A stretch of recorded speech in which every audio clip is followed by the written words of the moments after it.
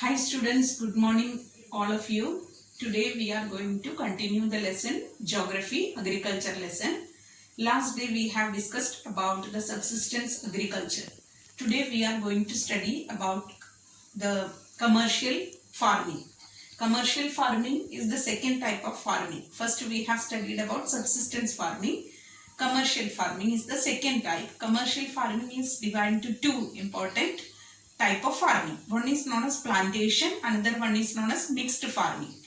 So mixed farming in the sense, mixed farming means the crops which are needed for food and also used as fodder for cattle.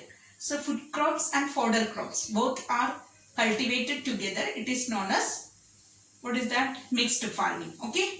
Then mixed farming, for example, I can say maize. Maize is used for cattle and also for a food as a food crop, and it is mainly focused and its aim is to provide food for the livestock. So next type of commercial farming is known as plantation.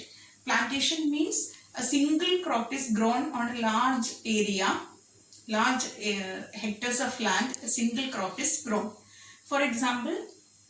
And one more thing, that its main aim is to sell in the market. Okay, business for commercial activity or selling in the market. So important cash crops we can see, or commercial crops or plantation crops we can see: cashew, rubber, tea, coffee, okay, cardamom, spices, all type of spices. These all are which are what we say plantation. And this is extensively done in various parts of India. And banana plantation, for example, we can see orchards, we can see, these all are plantation. So this main motive is not for our own consumption but to sell in the market. So export to other country, these are the common aim of plantation. Now next we have to, one more thing, that we can see rubber from Malaysia, very important commercial crop, Malaysia, rubber. Then coffee, Brazil, these are very important crops. So like that way, every country has one of the important peculiar crop as the plantation crop. Next we have to study about the various food crops. Okay, various food crops we have to study, food and non-food crops. In that, first important agricultural crop that extensively or first and foremost staple food of India, that is known as rice. Rice is the major food crop in almost every parts of the world. And rice, for rice, the geographical conditions which are required for the cultivation of rice is very important. It needs high temperature, humid, more than 25 degrees Celsius temperature needed, humidity, high humidity needed, rainfall, enough rainfall or more than enough rainfall, more rainfall needed. Then again it grows plenty or grows very well in the alluvial soil and clayey soil. So mainly the coastal areas of India which produces rice. Rice is the staple food. So following the rice, next important crop is known as wheat crop. Wheat is mainly one of the important food crop, or which is grain. And it is mainly, it requires the geographical conditions, that is moderate temperature it needs, and less rainfall, moderate temperature. At the time of growth, rainfall is needed, but at the time of harvest it needs bright sunshine. So wheat is the next another crop, and mainly USA, Canada, which produce more, wheat is more produced. In India also we can see Punjab, Haryana, Western Uttar Pradesh produce, Bihar, etc. produce wheat extensively. Next important crop, that is known as millets. Millets is a coarse grain. It include mainly three important crop, which is jowar, bajra and ragi. So these are the three important crop which together it is known as millets. Millets, we can see that in India, various places millets are grown, or jowar, bajra, ragi are grown. Karnataka, Tamil Nadu, Maharashtra, okay, Madhya Pradesh, etc. These crops are grown in plenty. Then next another crop, that is maize crop. Maize is, I have told you that food and fodder crop. Maize is one of the important crop which needs moderate temperature and moderate temperature, rainfall, enough rainfall needed, and bright sunshine. Various types of maize are found in the world. Various types are found. Maize is produced extensively in various countries in the world. And also in India, various places, maize, Maharashtra we can see, Uttar Pradesh, Karnataka, etc. Maize is produced. Next crop, that is a non-food crop, but it is known as fiber crop. Fiber crop, we can see first important fiber crop is cotton. Cotton is one of the very important fiber crop, which is a raw material for the textile industry. And cotton needs high temperature. High temperature needed and light rainfall. Not too much rainfall needed, but light rainfall needed. 210 frost-free days are very much important or very much peculiar for the cotton crop. And again, cotton crop is well grown in the black soil. So black soil in India, we can see Gujarat and Maharashtra. Mainly cotton cultivation is extensively done because the weather or the climatic conditions are suitable for the cotton crop. Next crop is jute crop, which is a fiber crop. Jute is also a fiber, and jute is produced for various purposes: mat, carpet, wall hanging, very different handicrafts, etc. produced from the gunny bags, etc. produced from the jute. And jute is known as golden fiber. Okay, golden fiber. It needs the same climatic conditions as the rice needed. That is, heavy rainfall needed, high humidity needed, high temperature needed.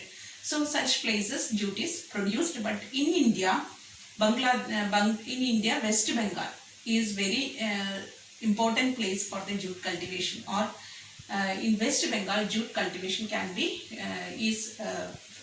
done extensively. Other than that, Bangladesh jute cultivation is done. Philippines, Thailand, etc. also producing jute. Next crop, that is a beverage crop, that is coffee. Coffee is a plantation agriculture or plantation crop.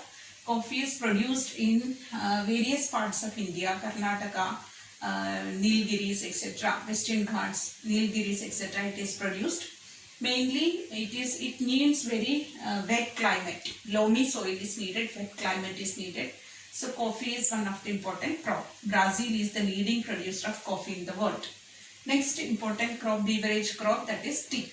Tea is also very important in all around the world, one of the very important beverage crop, and it needs cool climate. Okay, cool climate needed, high rainfall needed, and it is a labor intensive farming it is, because more laborers are needed for plucking the tea leaves. Tender tea leaves are plucked, so more laborers are needed. Tea plantation is also done in India, mainly in the Nilgiri hills, in the Western Ghats, etc. We can see the tea cultivation. Assam also tea cultivation is very famous. Next important topic we have to study here, that is agricultural development. As you know that agricultural development means developing agriculture. Why to develop agriculture? Because when the increasing population needs, or population is increasing, and that increased population who needs more food to consume. So to achieve food security, agricultural development is needed. What do you mean by food security? Food security means at all situation, even though there is natural disaster, people have to get the food. Basically the grains or staple food item they have to get. So food security is defined, or food security means accessibility, availability and affordability of food grains in all the situation. It is known as food security. To achieve food security, the development done in agriculture, that is known as agricultural development. We can see that for agricultural development, what are the efforts done by the government to increase the number of crops? Number of crops increased. Technological reforms in agriculture, for example, mechanized farming methods, okay, and HYV seeds improved, or it is introduced for the farmers. Irrigation facilities, more different type of irrigation facilities are brought into practice. Then ensuring good price to farmer, it is done. Then farmers are motivated to produce more. So such various programs are done by the government to increase the food security and to cultivate more from the farmers. So agricultural development in developed countries and developing countries, it is totally different. Developed countries, they mainly focus on the commercial agriculture or commercial farming. But developing countries, they focus or they mainly depend upon the intensive farming methods. These are the two important difference. Intensive farming methods or intensive subsistence method means laborers are more equipped and the machines and the tools are less. So mechanized agriculture is less and number of farmers or number of laborers are more. But commercial farming method, in that machines are more used and number of laborers are less. So these are the two important situations we can study through a case study in USA and India. Let's study or differentiate between the two farmers, one in India, one from India and one from USA. Here we can see names are given here. When you read, you can understand the different various points which are related to this. We can see first important point, we can get the idea that in India, the farmer, a farmer in India who owns maximum 1.5 hectares of land, while in America, a farmer owns 250 to 300 hectares of land. So there is mainly the difference in area of land. That is, in India, the area of a farmer is less, but in America, the vast area, farmer possesses vast area of farmland. So this is first important difference we can observe from this two case study. Second, we can see that a farmer in India produces mainly two crops, rice, wheat, or rice and millets. Like that way, two crops are produced. But in farmer in America, he produces number of crops. A number of crops are produced because area is vast, so he can produce more. Next, the important difference we can see, in India, the farmer still depend upon the traditional farming methods. Maximum modern, we can say, tractor or tractor he might have, but we can see when we compare with the USA, farmer in India has less modern farming technology or modern farming methods, and still he depends upon traditional ways. But in USA, his basically his farming methods are completely depend upon the modern farming methods. Everything is mechanized. Every work is done by machines, but in India, laborers are more used and machines are less. This is one difference. Next thing that we can see, that is, a farmer gets the advice or suggestion from the agricultural officer, like that.